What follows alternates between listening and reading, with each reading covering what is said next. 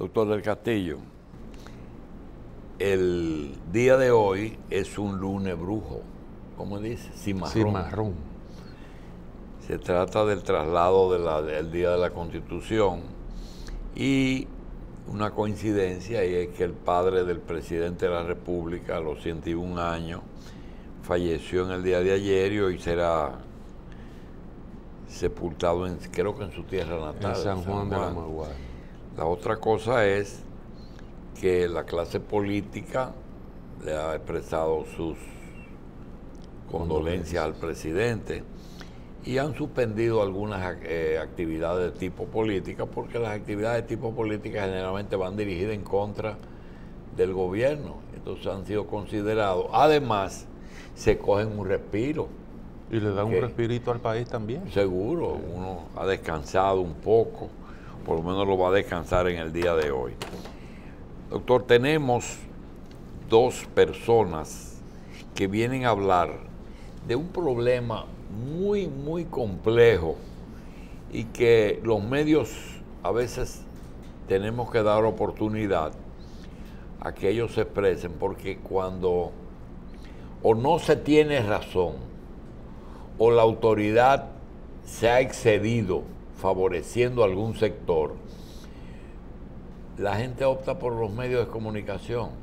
Entonces, vamos a dejar que la señora Juana Grecia Tejada, que me da San José de Ocoa por todas partes, denuncie algo en que el doctor Juan José Eusebio, su abogado, nos va a hablar de un caso de una estación de combustible en San José de Ocoa. Desconocemos totalmente de qué se trata, si se trata de que han autorizado una estación que no debieran autorizar o que le han negado el permiso a alguien que entiende que le corresponde.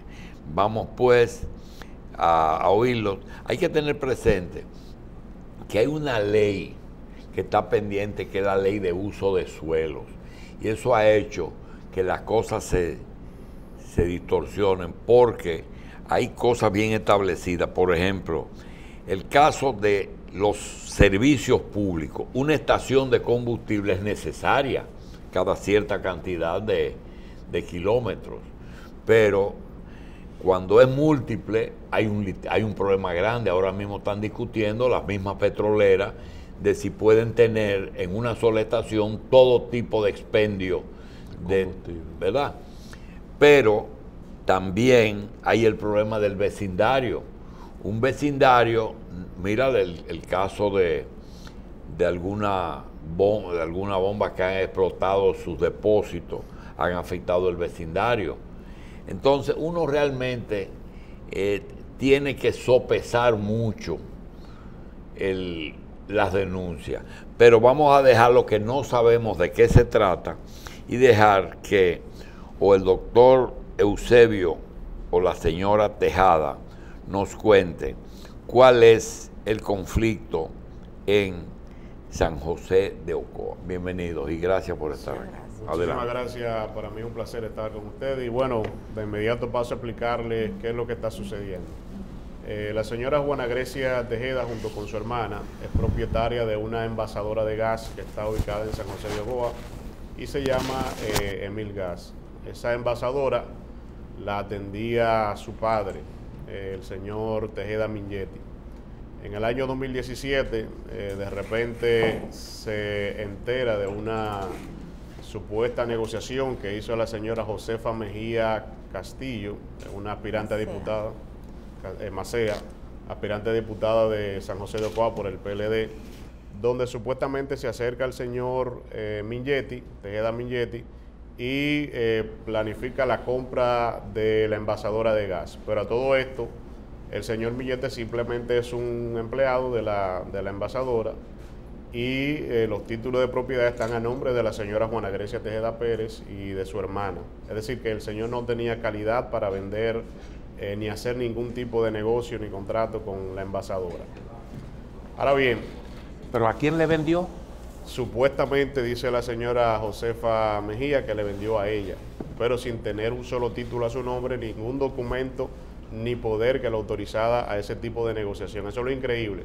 Aquí nadie o sea, compra, un empleado de la envasadora vendió la envasadora según ella, sin tener ningún tipo de derecho de propiedad. Según ella. Ahora sí hay un vínculo de que es el padre de la señora, pero está claro pues, en toda ¿El la padre de cuál documentación señora? De Juana Grecia Tejeda, el padre suyo, ok. que como ella vive aquí en Santo Domingo, tiene funciones aquí importantes, él es que la atendía ya, pero es un señor de más de 80 años, no tiene ningún documento que avale que es el propietario ni ningún poder. Y todo el que aquí compra un vehículo, primero se asegura que la matrícula esté a nombre de quien le esté vendiendo. Nos sorprende que una operación de cerca de 20 millones de pesos se haya hecho sin verificar quién es el verdadero propietario. Y uno de los recibos, que era de casi 16 millones de pesos, se hizo a mano, supuestamente en un papel. Eso, por ahí empezamos nosotros a dudar de la situación. Primero ya se querella en contra del padre, para supuestamente lograr que se le entregara la bomba porque ella le había comprado sin ser ese señor el dueño, y al ver que el señor no tenía calidad ni podía responder por lo que ella estaba reclamando, entonces hace una reunión con la señora Juana Grecia a través de un intermediario que es el doctor Walter Encarnación, de allá un famoso médico conocido de Ocoa, quien es que la presenta, la pone en comunicación, y ella dice, pero ¿qué es lo que está pasando con mi envasadora de gas? ¿Cuál es la situación con mi padre? Y ahí es que se conocen. Como ella ve y el padre realmente admite que la operación se realizó. Mire, quería llegar a ese punto. Lo interesante de todo esto es que después de la querella y de incluir a la señora Juana Grecia en una segunda querella, cuando ve que ella no va a responder por algo que no ha firmado, decide incluirle en el proceso también, que supuestamente ya la convenció para la venta, y se conocieron mucho después de que se había hecho la operación, y la misma querella lo refleja. Resulta que el INASIF hizo pruebas caligráficas a todos esos documentos, y dice el INASIF en su prueba que no coinciden la firma de esos documentos y de los cheques con la firma del padre de la señora, para agravar más la situación. Pero en eso pasó un año de investigación en el Ministerio Público. ¿Y qué es lo grave de esto? Que en lo que se conocía todo ese proceso de investigación, a la señora Juana Grecia Tejeda Pérez y a su envasadora, y a su empresa, le pusieron embargo a todos sus bienes, a todas las cuentas, habidos y por haber. Una medida totalmente exagerada, abusiva, que yo en lo que tengo de ejercicio del derecho, más de 15 años, nunca había visto una medida tan desproporcionada, sobre todo cuando no hay una sola prueba en el proceso que vincula a la señora Juana Grecia Tejeda con lo que ellos alegan, sino que evidentemente se ha tratado de un mecanismo de utilizar la justicia, sobre todo la justicia penal de San José de Ocoa, para lograr el objetivo de despojar a la señora Juana Grecia Tejeda de su planta de gas. Entonces, en ese sentido, al darnos cuenta de la situación y de esa medida de coerción excesiva, nosotros apelamos, la Corte la varió un poco, pero todavía la mantiene en cuanto a la bomba y a otros aspectos. Ellos recurrieron en casación, ahora mismo se encuentra el asunto en casación, pero esa primera medida de coerción se dio bajo una medida, una modalidad que es sorprendente.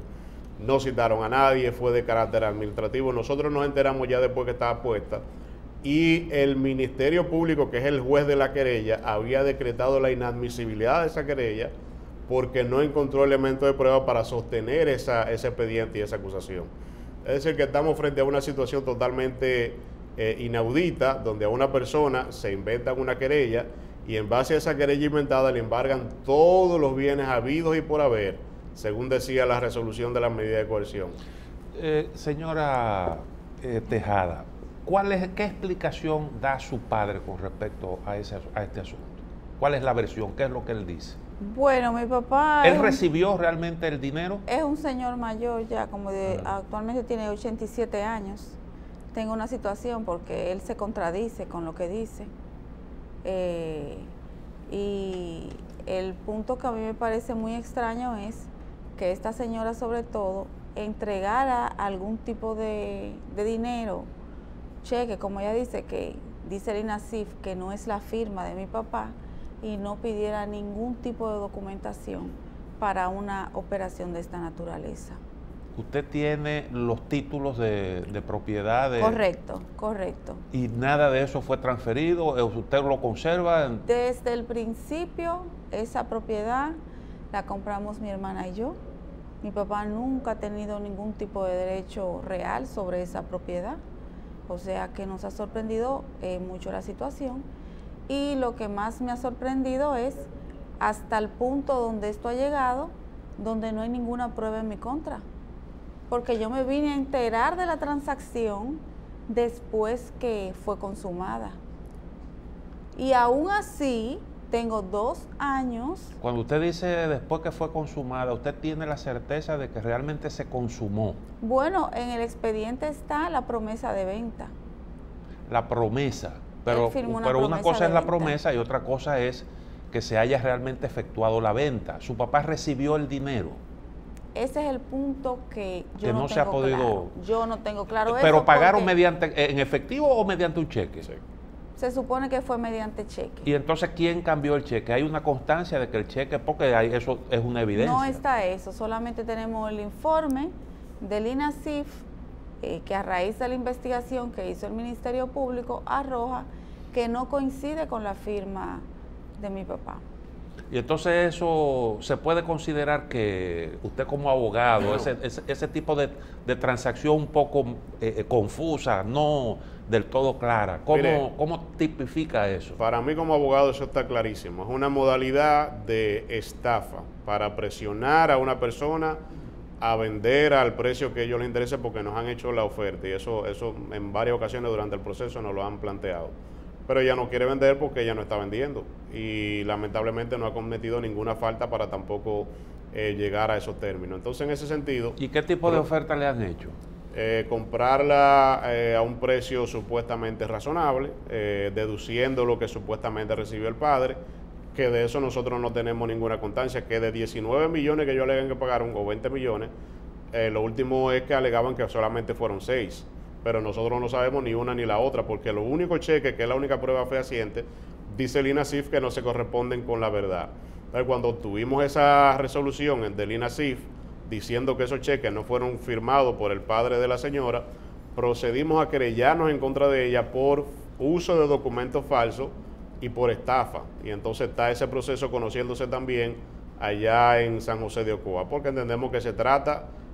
ni más ni menos que de una modalidad de estafa. Yo te llevo a la justicia utilizando un proceso civil, lo convierto en un proceso penal, que no lo es porque lo ha dicho el mismo Ministerio Público, y entonces con eso te presiono para que me entregue al precio que yo quiera pagar.